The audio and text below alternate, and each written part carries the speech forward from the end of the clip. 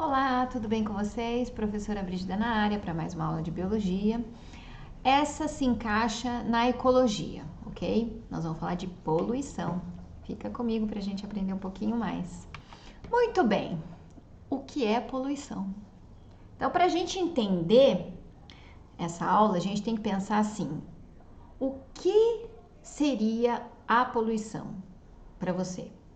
A gente pensa em poluição, a gente pensa só em fumaça, ou a gente pensa em água suja, né? Mas existem vários tipos de poluição. Então, poluição é tudo que você introduz no ambiente, né, no sistema, que pode ser uma substância química, pode ser energia, algo que cause um efeito negativo no sistema. Então, se você olhar aqui a nossa Terra, a gente está vendo algumas representações, né? Dá para ter uma ideia, ó.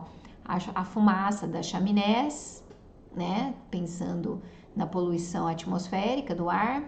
Aqui, petróleo, derramamento de petróleo, que é clássico, ó. Queimadas aqui, né? O vermelho, a fumaça. Então, tudo que causa um efeito negativo e um desequilíbrio do sistema ali, da natureza, é calculada, é considerada poluição, né? E ela pode ser tanto natural, isso é importante, gente, não é só o homem que faz poluição, ela pode ser naturalmente causada pela própria situação do ambiente, como pela ação humana. Claro que a ação humana é muito mais visível para nós, né? Se a gente pensar em visibilidade, o que o humano faz é muito visível. Mas se você estiver num lugar distante da onde os homens estão, tá acontecendo a poluição lá também. Basta ver, por exemplo, a explosão de um vulcão, né? Que lança aquelas toneladas e toneladas de gás tóxico, fuligem, fumaça, aquele cinzas de vulcão, famosas cinzas de vulcão, que causaram o inverno, né, no hemisfério norte no século passado aí, que teve uma explosão muito, se não me engano foi o vulcão Santa Helena, ele causou uma explosão, uma nuvem de pó, de poeira, que mudou o clima da região, né? Enfim, nós vamos falar de tudo isso, tá? Então vamos lá. Então pode ser naturalmente causada por situações do dia a dia, como a ação humana, óbvio, né? Afetando os animais, as plantas e todos os seres vivos daquele ecossistema, né? Bom, então quais são os principais tipos de poluição, tá? Então a gente vai analisar isso dependendo do recurso que ele afeta, né? Então, dependendo se ele causa, se for no solo, é poluição do solo, se for no ar, poluição atmosférica, né? Então a gente vai ver isso, tá? Ó, aqui, começando pela poluição do solo, que é, acho que uma das mais recorrentes, né? Eu acho que é um dos problemas maiores da humanidade é o que fazer com o lixo produzido nas casas, né? Os plásticos, quando chegaram, foram uma solução para a vida moderna, mas trouxeram um problema gigante, né? Então, ó, a gente pode ter essa poluição sendo jogada no solo e afetando muito, muito, e por inúmeras gerações, tá? Aqui no exemplo eu tô colocando pilhas, porque é uma coisa muito interessante. Só recentemente o Brasil tem feito campanhas para recolher pilhas. Aliás, você faz isso em casa? Aqui em casa a gente tem um pote onde a gente joga as pilhas velhas, né, baterias, e depois a gente leva num ponto um ecoponto, né?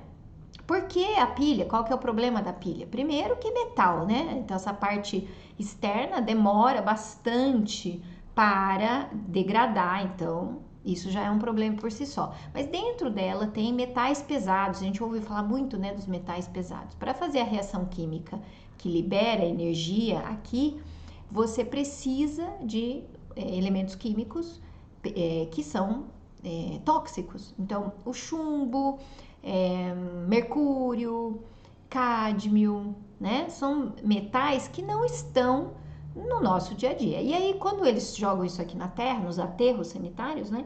Isso aqui vai se degradando com o passar do tempo, produzindo um líquido nocivo. Esse líquido com esses metais acaba descendo para os lençóis freáticos e contaminando a água que a gente bebe, né? Então a gente precisa ter muito cuidado, né? Preocupação, né? Porque a gente tá poluindo um recurso nobre, né? Aqui nessa foto aqui nós temos o uso de fertilizantes também, insumos agrícolas que causam poluição, sim.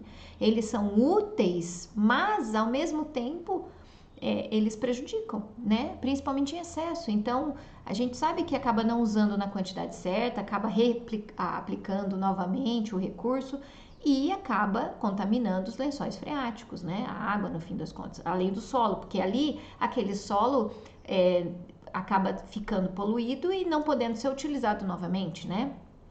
Aqui a gente vê os aterros sanitários que eu estava falando, que fica a céu aberto, além de ser poluído, além de poluir o ar também, porque produz um cheiro horrível, né? E aqui a pulverização dos agrotóxicos, né? Então aqui a gente tem um apanhado geral da poluição do solo, que é então complicada e deve ser pensada por todo governante local, porque isso é local, gente. Vamos pensar uma coisa, o prefeito tem que ter um plano de ação. Então a gente, como cidadão, deve exigir das pessoas que cuidem bem desse lixo, né? A gente fazendo a nossa parte, separando os lixos recicláveis, que podem ser reaproveitados, e dando um fim correto para os orgânicos, né?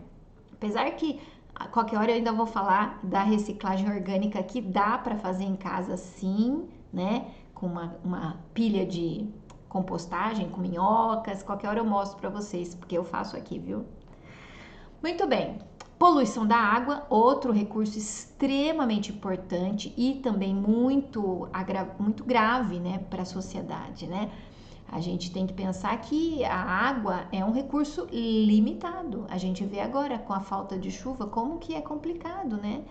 A gente acha que não tem problema, mas tem. A água tem o seu limite, né? Somente 0,5% de toda a água da Terra é potável. Potável não, doce. Doce. Então, 0,5% é muito pouco, né? Então, toda a poluição que atinge os rios, os lagos, os mares, oceanos, os lençóis freáticos, né, deve ser evitado. Então, ela é gerada principalmente pelo descarte de produtos e dejetos na água. Então, aqui a gente vê uma indústria ao fundo, ó, jogando no rio próximo dela um monte de... Olha a cor da água, né? Aqui é um acidente de petróleo, derramamento de petróleo, coitada da ave toda cheia de óleo, né? Dificilmente essa ave sobrevive, se ela não for cuidada, ela morre. Esgoto a céu aberto, hoje em dia não se fala mais disso, tem que tratar o esgoto, né? Há cidades que já tratam, Campinas, por exemplo, que é onde eu moro, onde moramos, a maioria, né? Trata 100% do esgoto, conseguiram chegar a essa capacidade. Então, quer dizer, eles tiram toda a sujeira que nós produzimos e jogamos no esgoto, eles tiram, limpam a água e devolvem ela limpa para o rio, porque para a próxima cidade pegar uma água, pelo menos, sem dejetos, né? Aqui, o problema maior que atinge vocês, adolescentes, que vocês têm muito dó, nós também, claro, mas é que vocês sentem isso mais fortemente do que a gente, né? Não sei porquê, mas como bióloga, eu fico triste, porque realmente você vê uma tartaruga presa comendo um saco plástico achando que é uma medusa, é triste, né? Muito triste. Mas isso não deveria estar acontecendo, porque se você trata o rio que leva esse lixo para o mar, isso seria muito evitado, né? Impressionante.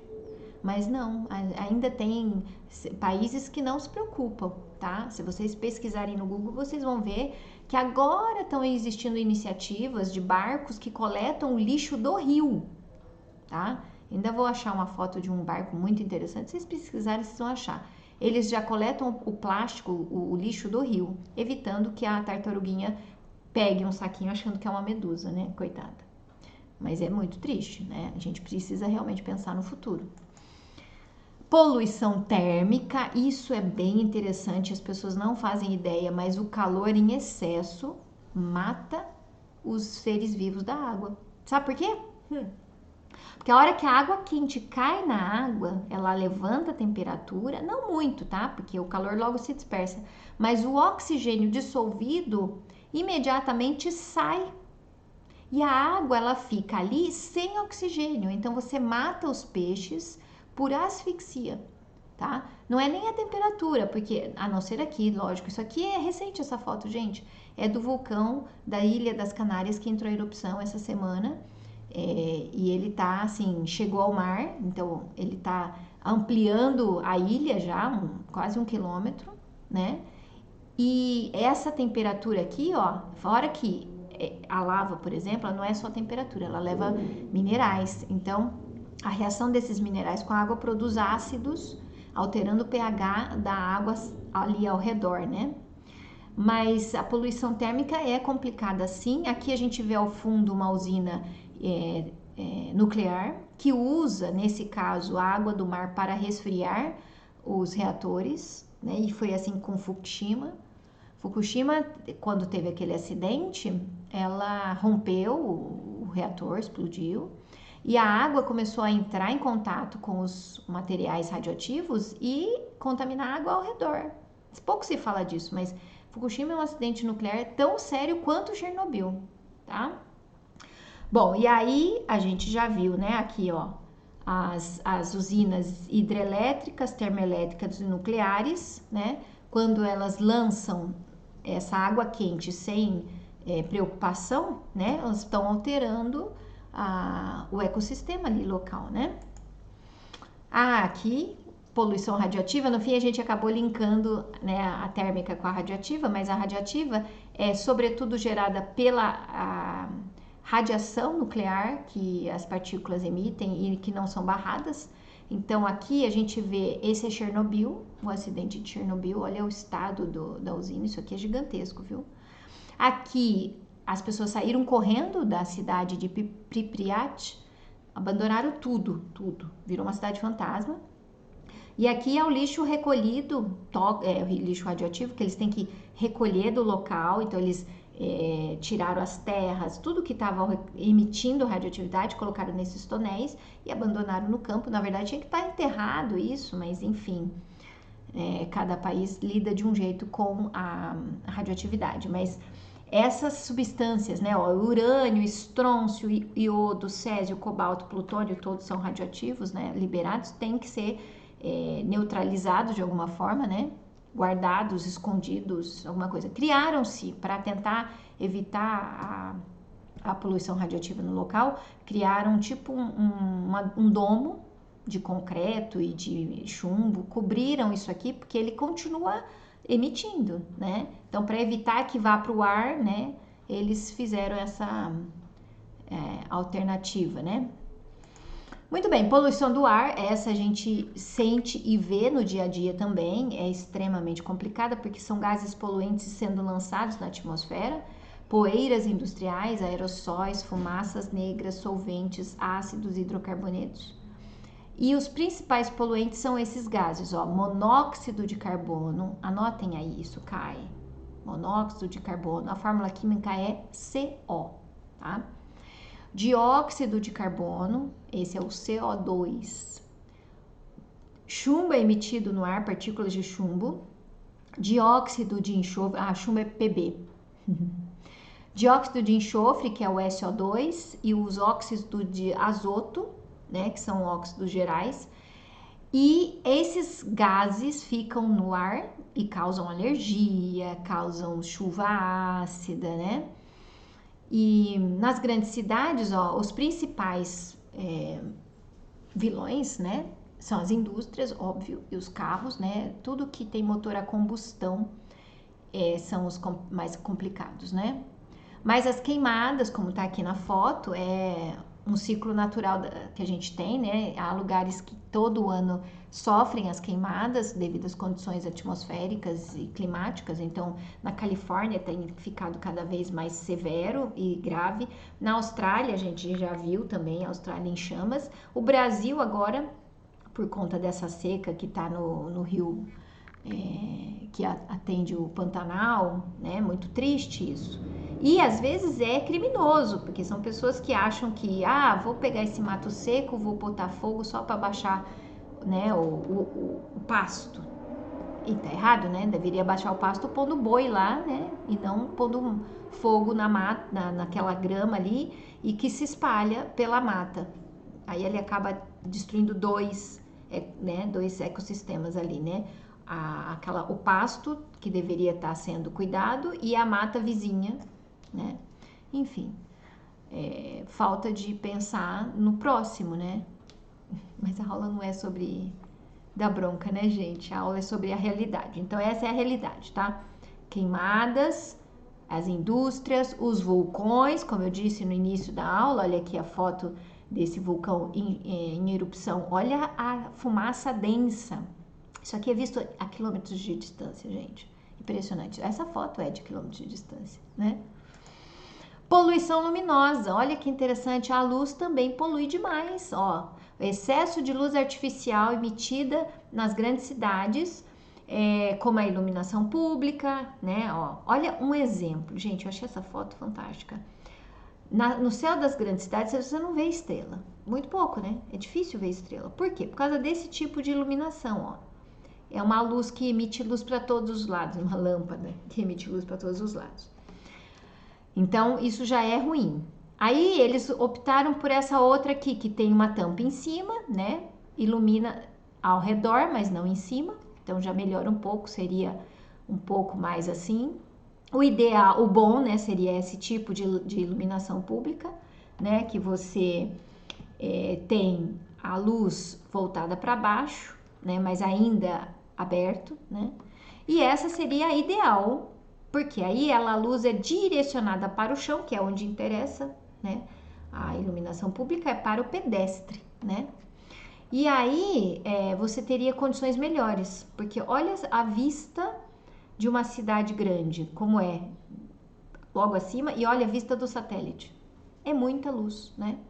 Então, isso atrapalha. Você fala, mas por que atrapalha, Brígida? Não tem ninguém na rua, né? Qual que é o problema? Muitos organismos vivos, muitos animais, eles se direcionam pela luz à noite. Então, quando você tem um foco artificial de luz, você vai estar alterando o comportamento de alguns animais, né? Tem que pensar nisso, né? Então, a gente vê, por exemplo, a tesourinha lá, aquele bichinho que voa na lâmpada, doido, né? Eles saem do lugar que eles estão escondidos uma vez por ano para se acasalarem, né? E eles vão em direção à luz. E eles ficam atordoados com aquelas lâmpadas da rua, né? Então você vê como afeta o comportamento dos animais e das plantas também. Há lugares que eles começaram a iluminar as plantas com verde. Vocês já viram? Interessante nas praças, né? Porque o verde é bom? O verde é bom para a planta? À noite, sim, porque o que acontece? A luz branca, que é a luz do sol, quando ela é emitida, ela bate nas folhas, a planta absorve aquela luz para fazer fotossíntese e reflete o verde. Ponto. Algumas plantas, quando são iluminadas à noite, elas acabam sendo prejudicadas principalmente na parte de floração, porque existem plantas de dias curtos e de dias longos, e isso influi na florada delas. Então, se você tem uma planta que você ilumina, que ela é de dias curtos, e você ilumina ela com lâmpada, você pode estar influenciando a quantidade de luz que ela recebe. E aí ela não floresce, não dá frutos. A pessoa fala assim, nossa, eu tenho uma planta lá em casa, uma árvore, mas ela não floresce, não dá frutos, não dá nada, tá lá. Às vezes é a quantidade de luz que ela recebe à noite e você nem sabe, né? Interessante isso, né? Poluição sonora e visual. Bom, o nome já diz, sonora é aquela poluição de muito barulho, né? As cidades grandes têm muito barulho, perto de estradas tem muito barulho. E a visual? Visual é aquilo que fica brilhando muito, né? Então, a sonora seria o som alto, né? Buzina, o trânsito mesmo por si só, né? E isso acaba causando transtornos psicológicos, porque incomoda, né, o sistema nervoso. Então, você tem excesso de barulho, pessoas que sofrem demais com isso, né? E também excesso de luz, de cor também, tem gente que não pode, né? Tem muita dor de cabeça. Então, tudo isso é poluição, né? Uma é sonora, por causa do som, e a outra é visual, né? E também essas coisas que eles chamam de a comunicação visual, né? Esses outdoors de LED, né? São lindos, né? Mas olha quando tem muito, né? Num lugar só, fica difícil até de enxergar, né? Diferenciar um do outro, né? Então, isso seria poluição visual. Muito bem, então terminamos por hoje. Até a próxima. Façam as suas anotações. Tchau, tchau.